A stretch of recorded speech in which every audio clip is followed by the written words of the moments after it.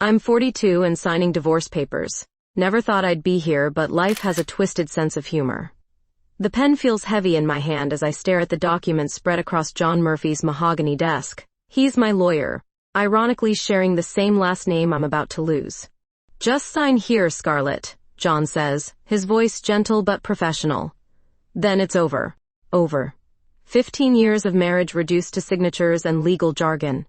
Philip sits across from me, avoiding eye contact. I can still smell her perfume on his jacket. Jennifer, his secretary, 25, blonde, everything I'm not anymore. I caught them in his office, I tell John, though he already knows. Her legs wrapped around my husband's desk like it was some damn furniture showroom. Philip finally looks up. Scarlett, please. Please what? Please pretend it didn't happen? I sign my name with a flourish. Done. Freedom tastes bitter. The moving truck leaves my new apartment looking like a war zone. Boxes everywhere, labeled with my old life. Kitchen stuff, bedroom linens, books about childbirth and meditation. I'm a hypnobirthing instructor, teaching women to breathe through the most intense experience of their lives. Ironic, considering I can barely breathe through my own mess. Milwaukee's skyline stretches outside my window. Downtown living at 42 feels like playing dress-up in someone else's clothes. I pour wine into a coffee mug because I can't find my glasses yet. The silence is deafening. My phone buzzes, text from my mom, but I ignore it. Everyone wants to know how I'm doing. How do you explain that your entire identity was built around being someone's wife, and now that's gone? I find my certification photos in a box marked office stuff. There I am, younger, smiling, teaching couples how to welcome their babies into the world peacefully. Tomorrow I go back to work. Tonight, I drink wine from kitchen mugs and pretend I'm not terrified. Monday morning at the birthing center feels like stepping back into a different universe. Sacred Beginnings sits in Milwaukee's historic district, all exposed brick and soft lighting. It's where I've worked for 8 years, helping women prepare for labor through hypnosis and breathing techniques. Welcome back, honey, says Maria, the receptionist. Her smile is kind but cautious, like I might break. My first class is 3 couples, all glowing with anticipation. I stand in front of them, suddenly aware that I'm the divorced woman teaching people about bringing new life into their perfect relationships. Today we'll focus on releasing fear, I begin, my voice steadier than I feel. Fear blocks the natural flow of birth. As I guide them through relaxation techniques, I wonder if I'll ever feel that flow again. Their faces are peaceful, trusting. They believe in happy endings. Breathe into your belly, I instruct. Let go of what doesn't serve you. If only it were that simple. After class, I'm cleaning up when she walks in. Tall, blonde, maybe late 30s. She moves with the confidence of someone comfortable in her own skin. Her blue eyes scan the room, taking everything in. You must be Scarlett, she says, extending her hand. I'm Lindsay Howard, the new midwife. Her grip is firm, warm. Something about her presence fills the room differently than most people.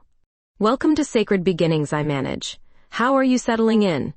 Still learning where everything is, but I love it here already. She smiles, and it's genuine. I heard you do amazing work with the hypnobirthing classes. I try to help women trust their bodies. That's exactly what birth is about, trust. There's something in the way she says it that makes me look at her more carefully. Most people don't really get what I do. They think it's all new age nonsense until they see it work. Maybe we'll work together soon, Lindsay says. Maybe we will. After she leaves, I realize I'm still holding my breath. 2 weeks later, Lindsay and I get thrown together on our first case, emergency call at 3 a.m. Sarah Chen, first-time mom, labor stalled at 8 centimeters. She's exhausted, scared, begging for a C-section. I can't do this anymore, Sarah cries when we arrive. Her husband holds her hand, looking helpless. Lindsay checks her cervix while I kneel beside the bed. Sarah, look at me. You're almost there. Your baby's ready. It hurts too much. Pain is your body working. I place my hands on her shoulders. Let's breathe together. Lindsay catches my eye, nods. We've never worked together before, but somehow we know exactly what to do. She adjusts Sarah's position while I guide her into hypnosis. Imagine your cervix like a flower opening, I whisper. Each wave brings your baby closer. Lindsay's hands are gentle but sure, checking progress. Almost there, Sarah. You're incredible. 40 minutes later, baby Emma slides into Lindsay's waiting hands. Perfect, pink, screaming her arrival. Sarah's face transforms from agony to wonder in seconds. I did it, she breathes. You absolutely did, Lindsay says, placing Emma on Sarah's chest. In that moment, watching Lindsay work, I see something that makes my chest tight. She's not just delivering a baby, she's witnessing a miracle, and she knows it. Her blue eyes shine with genuine joy.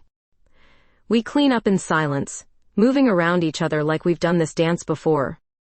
Nice work tonight, Lindsay says as we walk to the parking garage. You too. That position change made all the difference. Your hypnosis technique is amazing. I've never seen someone relax that completely during active labor. The praise warms me more than it should. Coffee? There's a 24-hour diner nearby. She checks her watch. At 5 a.m.? You're crazy. Crazy sounds good right now. The diner is nearly empty, just us and a trucker reading newspaper. We slide into a booth, exhausted but wired from the birth. How long have you been doing this? Lindsay asks, wrapping her hands around her mug. 8 years here, but I've been teaching relaxation techniques for 12. Started after my own difficult labor. You have kids? The question hits different now. No. Lost the baby at 28 weeks. That's what got me into hypnobirthing. Thought if I could help other women avoid that trauma. Lindsay's expression softens. I'm sorry. Ancient history. What about you? Kids? No kids. Never found the right situation. Something in her pause makes me curious, but I don't push. What brought you to Milwaukee? Fresh start. My last job in Minneapolis got complicated. Complicated how? She sips her coffee, considering. Office politics. Sometimes being different makes people uncomfortable. Different. The word hangs between us. I know about fresh starts, I say. Just got divorced. 15 years down the drain. His loss. The certainty in her voice surprises me. Most people offer empty sympathy. Lindsay states it like fact. You don't even know me. I know you spent 3 hours helping a stranger bring life into the world without asking for anything in return. That tells me everything. Heat creeps up my neck. When's the last time someone saw me that clearly? Coffee turns into breakfast. Breakfast turns into talking until the morning rush arrives. Lindsay tells me about growing up on a farm in Wisconsin, learning about birth by helping her dad with calves. I tell her about my meditation training in Oregon, how I almost became a nun before I met Philip. A nun? Really? 22 and searching for meaning. The convent seemed like the answer. What changed your mind? Philip. He was visiting his sister at the retreat center. Handsome, charming, everything I thought I wanted. And now? I think about Philip with Jennifer, her legs around his desk. The betrayal still stings, but differently now. Like mourning something that wasn't as precious as I thought. Now, I think maybe I was right the first time. Maybe meaning doesn't come from being someone's wife. Lindsay studies my face. What do you think it comes from? That's the question, isn't it? Outside, Milwaukee is waking up. People heading to jobs, starting their days, moving through routines that give their lives structure. I feel suspended between my old life and something not yet formed. I should go, Lindsay says, but doesn't move. Yeah, me too. We sit there another 10 minutes, neither wanting to break whatever this is. Finally, she slides out of the booth. Same time next week? She asks. For what? Coffee. Emergency births. Saving the world. I laugh, surprised by how good it feels. It's a date. The word slips out before I can stop it. Lindsay's smile changes, becomes something softer. Yes, she says. It is. Chicago Medical Conference. 2 days of birth statistics and new techniques. I'm presenting on hypnobirthing outcomes when Lindsay slides into the back row. Her presence throws off my concentration. Studies show trauma reduction of 60%, I tell the audience, but my eyes keep finding hers. After my presentation, she approaches the podium. Impressive data. You came to my session. Wouldn't miss it. Want to grab lunch? We find a quiet restaurant near the conference center. Lindsay orders wine with her salad. Celebrating something? I ask. Your presentation. You're brilliant, Scarlett. The compliment catches me off guard. Philip never attended my conferences, said they were boring. The afternoon sessions look deadly. Want to play tourist instead?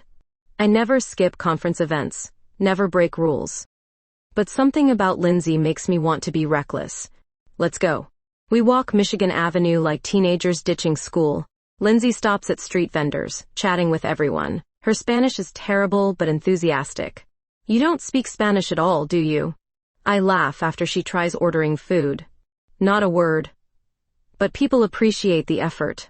That's Lindsay. She approaches everything with fearless curiosity. We get lost trying to find the Art Institute. My phone died. Lindsay's GPS isn't working. A hotel concierge tries helping us in rapid Spanish. Museo, Lindsay attempts, gesturing wildly. Arte. The woman looks confused. I step forward with my rusty high school Spanish. En disculpe, buscamos el Museo de Arte. Ah, Instituto de Arte. She gives perfect directions. Show off, Lindsay teases as we walk away. 2 years of Spanish. Finally useful. I'm impressed. What other hidden talents do you have? The question feels loaded. I think about secrets, about parts of myself I've never examined. The museum is closing when we arrive, so we explore Millennium Park instead. Lindsay buys us ice cream, and we sit by the bean sculpture watching tourists take photos. Tell me about Minneapolis, I say. Her expression shifts. What do you want to know? Why you left. The complications you mentioned. She's quiet for a long moment. I was in a relationship with someone from work, a nurse. When it ended, staying became impossible. The words hit me like cold water. A nurse? Her? Lindsay dated a woman. That must have been difficult. People aren't always accepting of relationships that don't fit their expectations. I nod like I understand, but my heart is racing. Lindsay is gay. The knowledge changes everything and nothing. What about you? She asks. Ever have feelings for someone unexpected? The question hangs in the air. I think about the way I watch her during deliveries, how her laugh makes my chest flutter. I don't know, I answer honestly. That's okay. Sometimes we discover things about ourselves later in life. We walk back to the hotel as evening falls. The lobby buzzes with conference attendees, but I barely notice them. My mind races with new possibilities. Nightcap? Lindsay suggests. I should probably get some sleep. Probably. But she doesn't move toward the elevators. We stand in the marble lobby, people flowing around us like we're statues. The energy between us feels dangerous, electric. Lindsay. Yes? I don't know what I was going to say. Instead, I reach out and touch her hand. Her fingers are warm, soft. Thank you. For today. Thank you for trusting me. She lifts our joined hands, studies my fingers like they're precious. Then she brings my hand to her lips, kisses my palm gently. The kiss is soft, barely there, but it sends fire through my entire body. I've never felt anything like it. Not with Philip, not with anyone. Scarlett. She whispers my name like a prayer. I want to pull away, to run back to my room and pretend this isn't happening. Instead, I step closer. I don't know what I'm doing. You don't have to know. She cups my face with her free hand. Her thumb traces my cheekbone, and I lean into the touch without meaning to. Is this crazy? I ask. Probably. I've never... I know. She's so close I can feel her breath. The lobby disappears. There's only Lindsay, only this moment, only the truth that's been building between us for weeks. She kisses me, soft, questioning, giving me space to pull away. But I don't pull away. I kiss her back, tasting wine and possibility. Her lips are different from Philip's, softer, more patient, like she has all the time in the world to explore this. When we finally break apart, I'm trembling. I should go, I whisper, but I don't move. Should and want aren't the same thing. What do you want? You. But only if you want this too. Do I want this? The question I've been avoiding for weeks. Standing here, Lindsay's taste on my lips, the answer becomes clear. I'm scared. That's okay. We don't have to figure everything out tonight. She kisses my forehead, tender and protective. Sweet dreams, Scarlett. I watch her walk to the elevators, her blonde hair catching the lobby lights. My hand still tingles where she kissed it. In my room, I lie awake staring at the ceiling. Everything I thought I knew about myself has shifted. 42 years old, and I'm just discovering who I really am. The scary part isn't the uncertainty. The scary part is how right it feels. Back in Milwaukee, I throw myself into work like a woman possessed. 5 hypnobirthing classes this week, 3 emergency births, endless paperwork, anything to avoid thinking about Chicago, about Lindsay's lips on mine. You're working too hard, Maria tells me, watching me reorganize supply closets for the 3rd time. Just staying busy. Since when do you reorganize medical supplies? Since I kissed a woman and my entire world tilted sideways. But I can't say that. Lindsay and I work the same shifts, but I keep our interactions professional, clinical, safe. When she suggests coffee, I claim I'm busy. When she compliments my work, I nod and walk away. Are you avoiding me? She asks after a particularly awkward encounter in the break room. Don't be ridiculous. Then why won't you look at me? Because when I look at you, I remember how your hand felt in mine. Because when I look at you, I want things I don't understand. I'm fine, Lindsay. Just focused on work. She studies my face like she's reading a difficult chart. Okay, if that's what you need. The kindness in her voice makes this worse. She's giving me space while I'm being a coward. 3 weeks pass like this. Professional distance, polite conversation, pretending Chicago never happened. It's working until she invites me to dinner. Just as friends, she adds quickly. No pressure. I should say no. I should maintain boundaries, keep things simple. Instead, I hear myself accepting. Her apartment is nothing like I expected. Warm colors, books everywhere, plants thriving on every surface. It feels lived in, comfortable. Nothing like the sterile showcase Philip and I maintained. Wine? She offers. Please. She hands me a glass of red wine and our fingers brush. That same electric current I felt in Chicago. I made pasta, she says.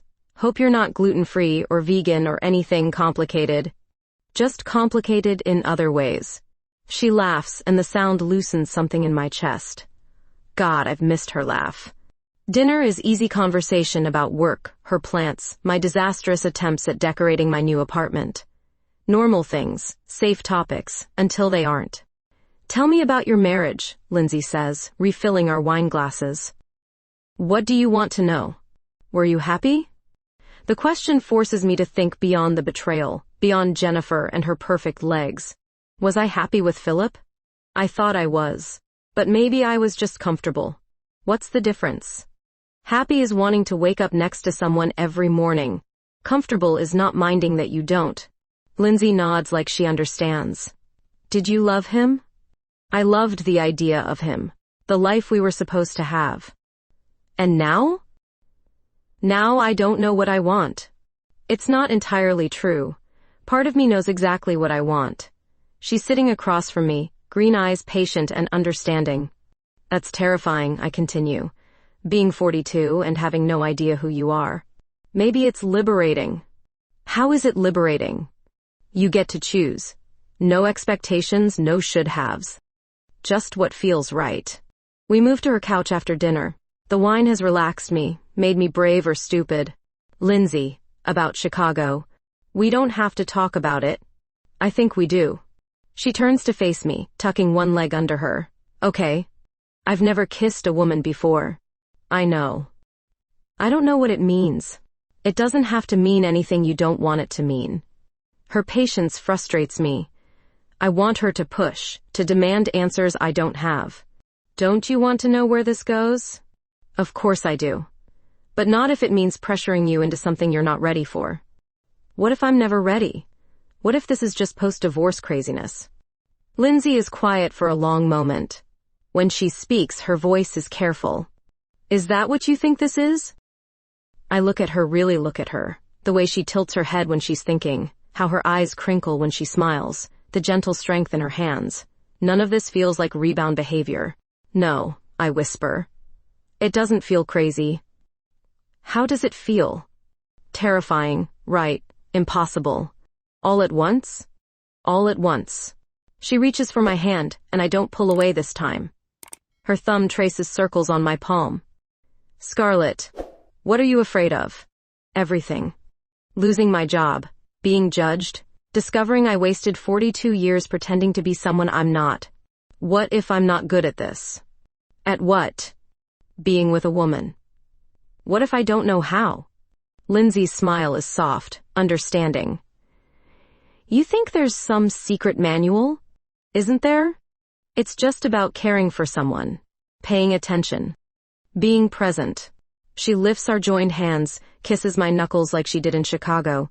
The gesture is tender, not demanding. I want to try, I hear myself say. Try what? This, us, whatever this is. Lindsay's face lights up, then grows serious. Are you sure? Because once we cross this line, I can't pretend I don't have feelings for you. You have feelings for me? Serious ones. My heart hammers against my ribs. This is it. The moment where I choose the safe path or leap into the unknown. I lean forward and kiss her. This time, I'm not running away. Spring storms in Milwaukee can be brutal. The weather report calls it a derecho, but all I know is the sky looks like the world's ending. Lightning cracks every few seconds, thunder shaking the birthing center windows. We should probably head home, Lindsay says, checking her phone. Storm's getting worse. But as we're packing up, the lights flicker twice and die. Emergency lighting kicks in, casting everything in amber shadows. Outside, transformers explode like fireworks. Damn, I breathe, watching sparks fly across the street. My phone shows no signal. Lindsay's does the same. The backup generator hums to life, but it's only powering essential medical equipment. Looks like we're stuck, she says.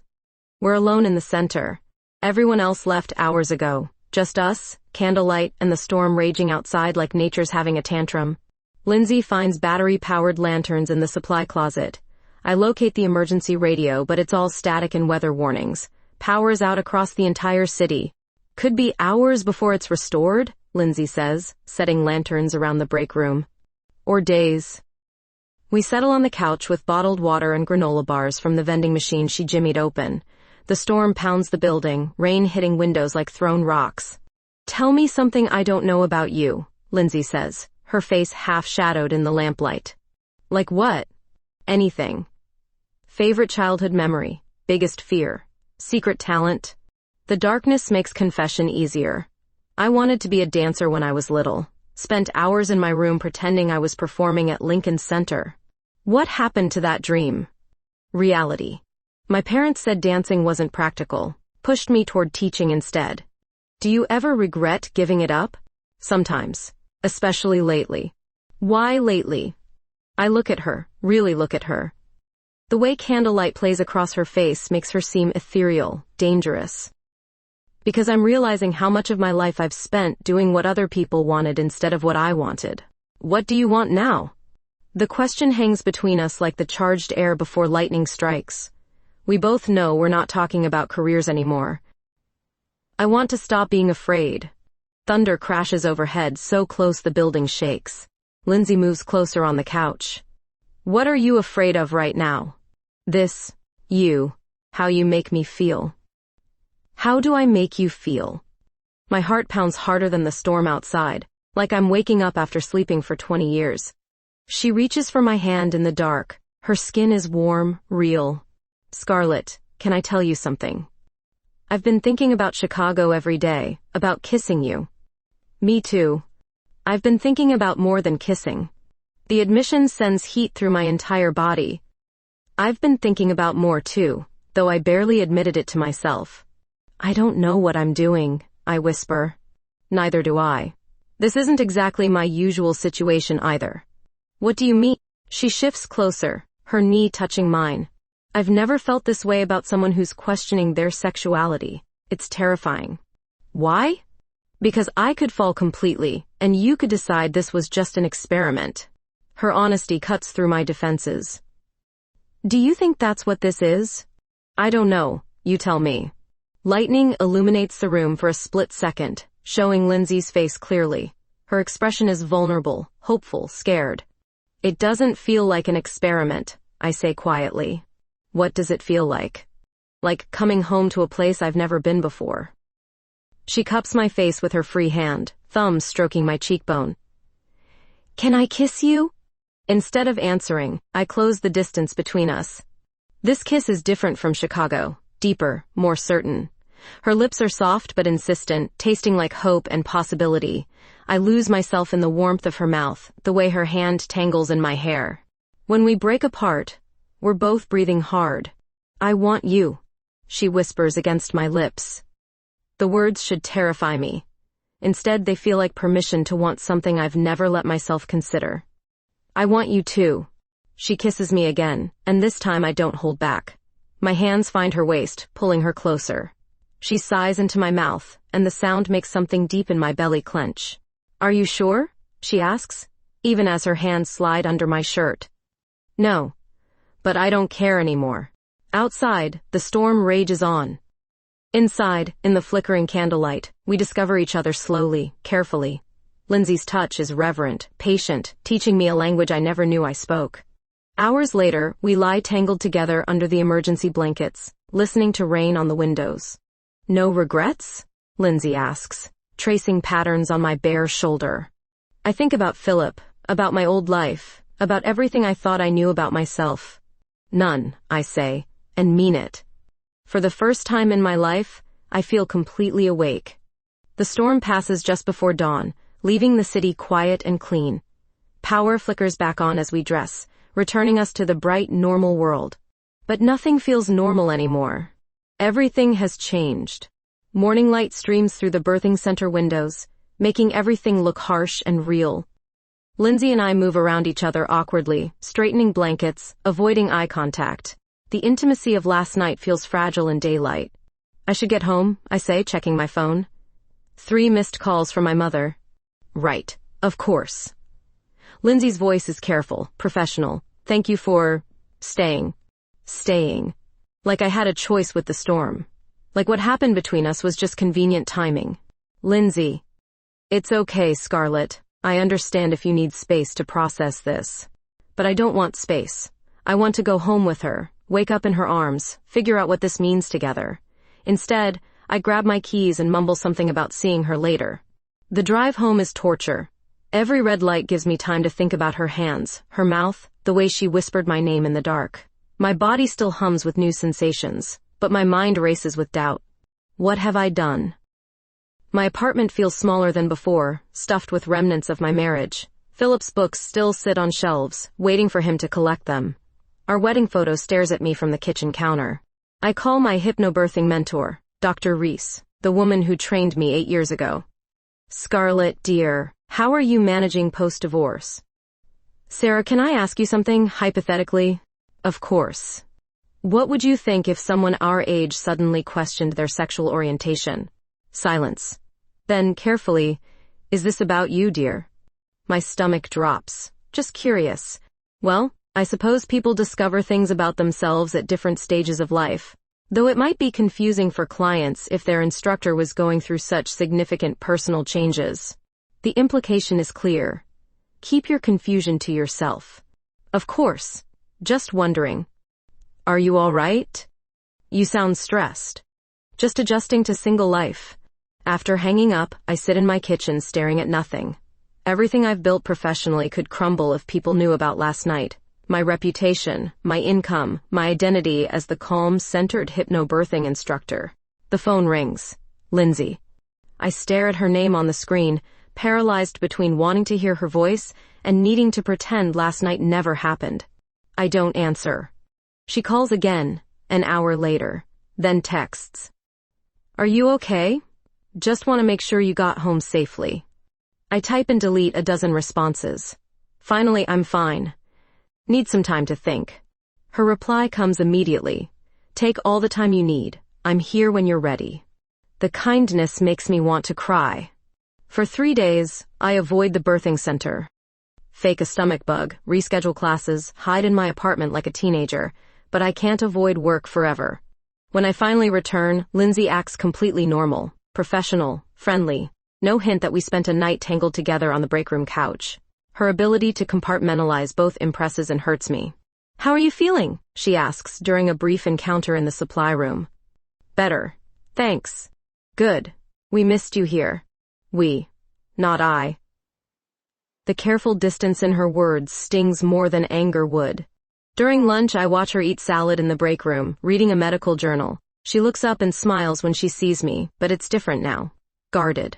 Mind if I sit? I ask. Of course not. We eat in silence for several minutes. The tension is unbearable. Lindsay, about the other night? You don't have to explain anything. But I want to. She closes her journal, giving me her full attention. Okay. I'm scared. I know. Not just about us, about everything. My job, my reputation, what people will think. What do you think will happen? I could lose everything I've worked for. Lindsay nods slowly. That's a real concern. I won't pretend it isn't. So where does that leave us? She's quiet for a long moment, studying her hands. I don't know. Where do you want it to leave us? The honest answer terrifies me. I want her. I want to explore these feelings, see where they lead. But I also want safety, security, the comfort of my established life. I don't want to lose you, I whisper. But you don't want to be with me either. It's not that simple, isn't it? Her blue eyes hold mine, patient, but tired. I realize she's been through this before. The questioning, the doubt, the fear. She's waiting for me to choose her, or choose safety. And she already knows which one most people pick. I need more time. How much time? I don't know. She nods, but something shifts in her expression. A door closing. Take all the time you need, Scarlett, but understand that I can't wait indefinitely. What does that mean? It means I have feelings too. Real ones. And I can't keep pretending that night meant nothing while you figure out if you're brave enough to love me back. The word love hits me like cold water. Is that what this is? Love? Lindsay. I should get back to work. She stands, leaving her half-eaten lunch behind. At the doorway, she pauses. For what it's worth, I think you're braver than you know. That night proved it. After she leaves, I sit alone with the weight of her words. Brave. I don't feel brave. I feel like a coward who found something beautiful and ran away because it didn't fit the plan. My phone buzzes. Text from Philip. Can we talk? I miss you. I stare at the message, thinking about safe choices and comfortable lies. About the life I built with a man I thought I loved. Then I delete it without responding. Maybe that's a start.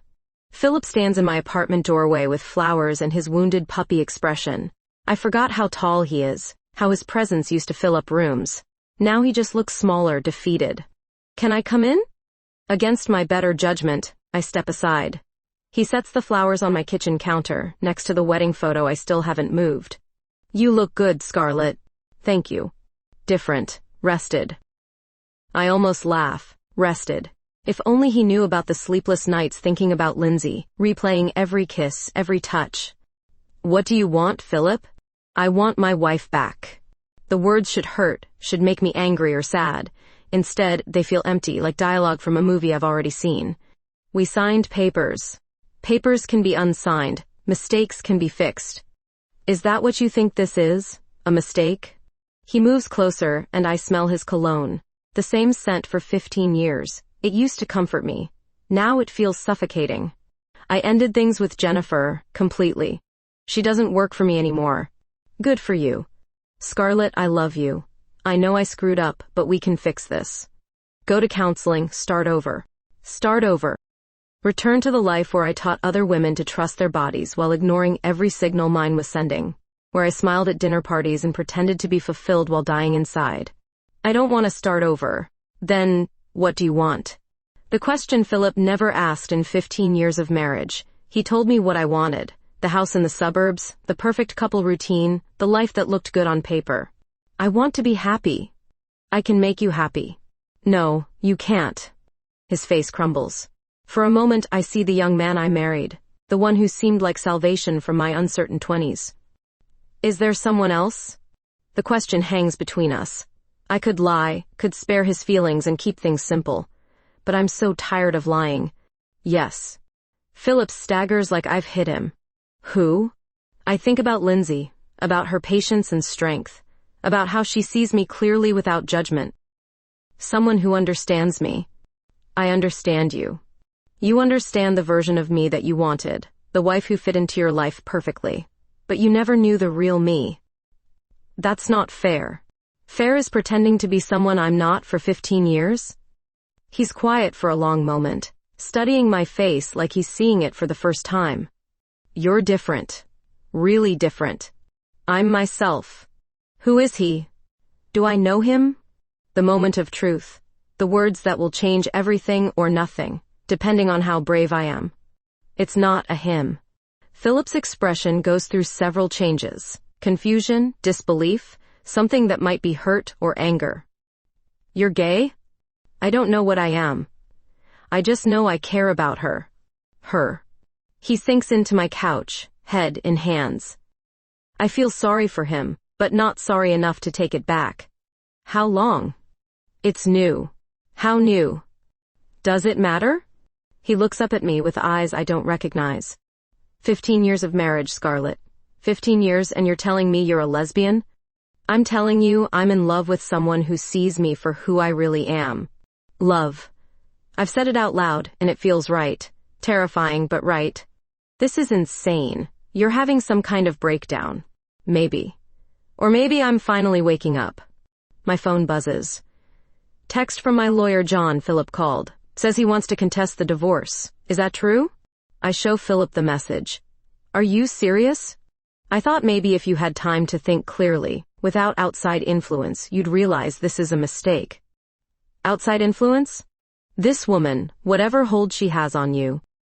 Her hold is called honesty, Philip. She doesn't want me to be someone I'm not. He stands, pacing my small living room. So what now? You're going to throw away our entire life for some experimental phase? Our life was the experiment. This is real. Real? You've known each other, what, a few months? We have history. We have habit. There's a difference. The conversation continues for another hour. Philip pleading, promising counseling, begging for another chance. Me explaining that some things can't be fixed because they were never right to begin with. Finally, he leaves, taking his flowers with him. I call John immediately. Philip wants to contest the divorce. On what grounds? Temporary insanity, apparently. John laughs. That's not actually grounds for contesting a divorce. Don't worry about it, Scarlett. The papers are signed and filed. He's just grasping at straws. He thinks I'm having a breakdown. Are you? The question stops me cold. Am I having a breakdown, or am I finally putting myself back together? I'm becoming who I was meant to be. Then that's all that matters. After hanging up, I sit in the quiet apartment, surrounded by the remnants of my old life.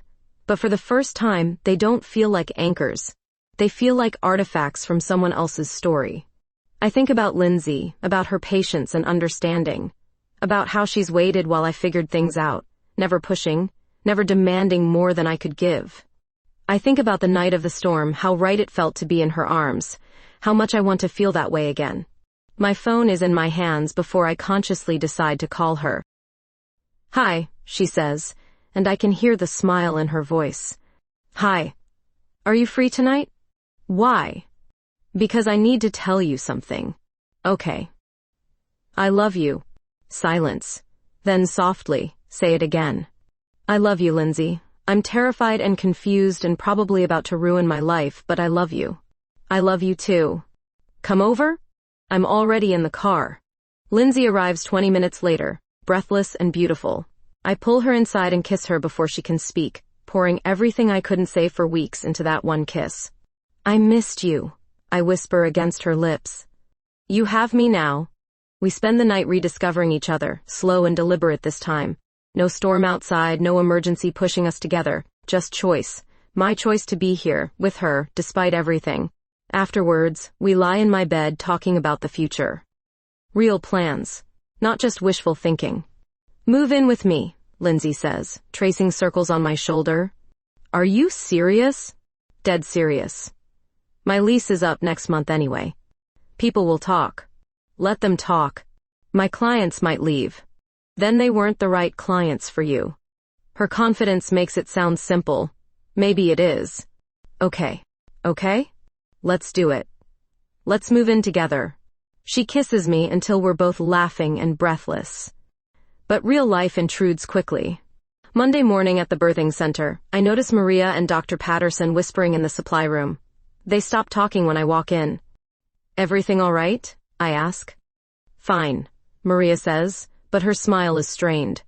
During lunch, I overhear two nurses discussing Lindsay and me. Did you see them together yesterday, the way they look at each other? I heard Scarlett's getting divorced. Maybe she's experimenting. Poor thing, midlife crisis. My face burns with shame and anger. Poor thing. Like falling in love with Lindsay is some kind of pathology. Lindsay finds me crying in the bathroom later. Hey, what's wrong? They're talking about us. Everyone knows. She locks the door, pulls me into her arms. What are they saying? That I'm having a midlife crisis. That this is some kind of experiment. Do you care what they think? Yes. These are my colleagues, my friends. Are they? Because friends would be happy for you. It's not that simple, Lindsay. This is my career, my reputation. I know it's scary. I've been there. What happened in Minneapolis? Her expression darkens. The head of obstetrics made my life hell. Comments about my lifestyle, questioning my professionalism, making me feel unwelcome. Is that why you left?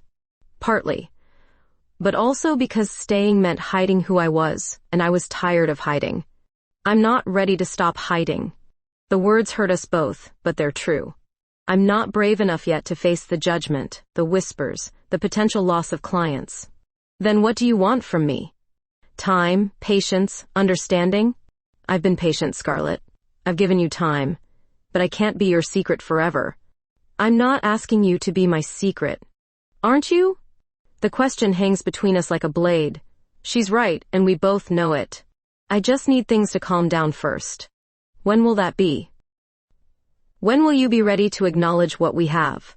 I don't know. Lindsay steps back, and the physical distance feels enormous.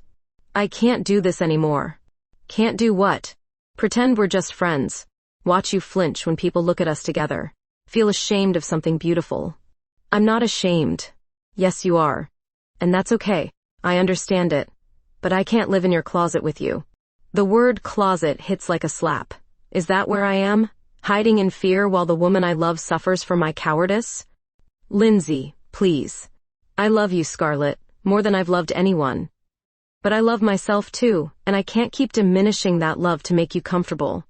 She kisses my forehead gently, like a goodbye. When you're ready to be proud of us, I'll be here. But until then, I need some space. After she leaves, I stare at myself in the bathroom mirror. 42 years old, finally knowing what love feels like, and too scared to claim it.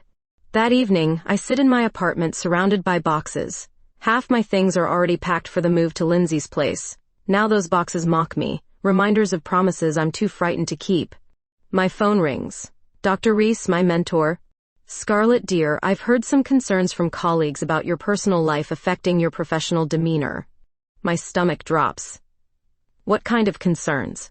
Nothing specific, just observations that you seem distracted, emotional. Is everything all right? I'm fine. Because if you're going through something difficult, perhaps taking some time off would be wise. Until you're feeling more centered. The threat is subtle but clear.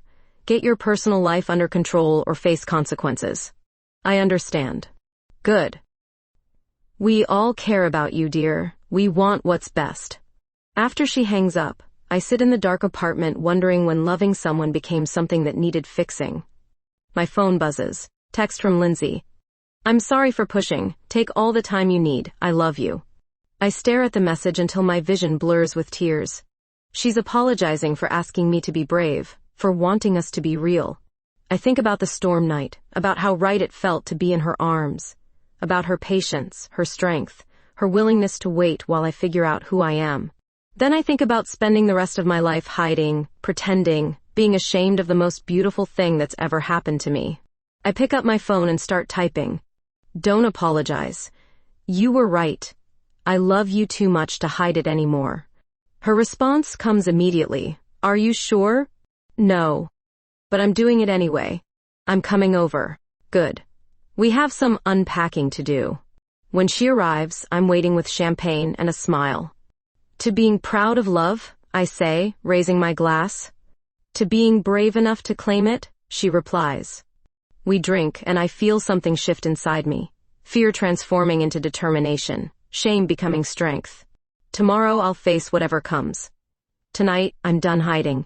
6 months later, Lindsay and I share a sunny apartment across town. Our coffee mugs sit side by side on the kitchen counter, toothbrushes together in the bathroom. Small intimacies that still make my heart flutter. Moving in together wasn't smooth. I lost 3 clients the first month when word got out. Dr. Reese suggested I take a sabbatical to reconsider my priorities. But Sacred Beginnings stood by me, and slowly new clients replaced the old ones. Ready for today? Lindsay asks, adjusting my collar. Today is the Birthing Center's annual spring celebration, the first public event where we'll appear together as a couple. My stomach churns with familiar anxiety. What if people stare? They probably will. That's supposed to be comforting? She laughs, kissing my cheek. People stare at beautiful things, Scarlett. Let them look. The celebration is in full swing when we arrive. Families with babies, pregnant couples, staff members mingling on the outdoor patio. Everyone looks happy, relaxed. Until they see us holding hands. Conversations pause. Eyes follow us. I feel exposed, vulnerable. My instinct is to drop Lindsay's hand, create distance. Instead, I squeeze tighter. Scarlett, Lindsay, Maria calls out, waving us over. Come meet the new obstetrics resident. Dr. Jennifer Walsh, fresh from medical school. She shakes our hands with genuine warmth. I've heard amazing things about your hypnobirthing program, she tells me. The success rates are incredible. Thank you. And Lindsay, your delivery outcomes are legendary. I hope to learn from both of you. A young resident who sees our work, not our relationship. Maybe things are changing. We mingle through the crowd. Some conversations are awkward, people clearly uncomfortable, but others surprise me. Colleagues who offer genuine congratulations on our happiness. Clients who thank us for teaching them about different kinds of love. Dr. Murphy, a familiar voice calls. I turn to find Sarah Chen, the woman whose baby Lindsay delivered during that first emergency call. She's carrying 6-month-old Emma, who grins toothlessly at us. Sarah, how wonderful to see you. I wanted to thank you both. That night changed everything for me. Not just the birth, but seeing how you work together. The respect, the care. She looks between Lindsay and me meaningfully. When I heard you were together, it made perfect sense. You complement each other beautifully. Thank you, Lindsay says, her voice thick with emotion. Sarah adjusts Emma in her arms. I'm recommending you both to every pregnant woman I meet. What you do matters. After she leaves, Lindsay and I find a quiet corner. See? She whispers. People can surprise you. Before I can respond, Dr. Patterson approaches. My old supervisor, the one who questioned my emotional stability months ago. Scarlett, a word? My stomach drops, but Lindsay squeezes my hand encouragingly. I owe you an apology, Dr. Patterson says quietly. I was wrong to suggest your personal life was affecting your work. If anything, you seem more centered now. Thank you. Your happiness shows. It's good to see you authentic. Authentic. The word I've been searching for my entire life. As the afternoon progresses, I realize something has shifted, not just in me, but in how others see us. We're not the scandal anymore. We're just Lindsay and Scarlett, 2 women who love each other and happen to work together. Dance with me, Lindsay says when the string quartet starts playing. Here, in front of everyone? Especially in front of everyone. We move to the makeshift dance floor on the patio. Other couples join us, straight and gay, young and old. Milwaukee's liberal arts community has always been accepting, but seeing it firsthand still amazes me. Lindsay spins me gently, and I laugh with pure joy. This woman who waited patiently while I found my courage now holds me like I'm precious. I love you, I whisper as we sway together. I love you too. Thank you. For what? For seeing me before I saw myself. She pulls back to look at me, blue eyes bright with tears. You did the hard work, Scarlett. I just waited for you to recognize your own bravery. As the sun sets over Milwaukee, painting the sky in soft pastels, I think about the woman I was 6 months ago. Scared, hiding, ashamed of the most beautiful thing in her life. Now Lindsay and I plan our future together. A house with a garden, maybe a dog. Vacation trips where we don't hide our relationship. Simple dreams that feel revolutionary. Any regrets? Lindsay asks as we drive home later. I consider the question seriously. I've lost some clients, faced judgment, had to rebuild parts of my professional reputation. My relationship with my traditional family remains strained. But I think about waking up next to Lindsay every morning, about working together to bring life into the world, about the deep contentment that comes from finally living authentically. None, I say, meaning it completely. Not even one? Well, maybe one small regret. What's that? I reach over and take her hand as we stop at a red light. That it took me 42 years to find the courage to love you. She brings my hand to her lips, kisses my palm like she did that first night in Chicago. Perfect timing, she says. I wasn't ready for you before now anyway. The light turns green, and we drive toward home together. Toward our life, our love, our beautiful, brave new beginning. In the rearview mirror, I watch the birthing center disappear behind us. The place where scared women learn to trust their bodies, where new life begins, where I finally learn to trust my own heart. Some storms destroy everything in their path. Others clear the air and make room for growth. I'm grateful for both kinds,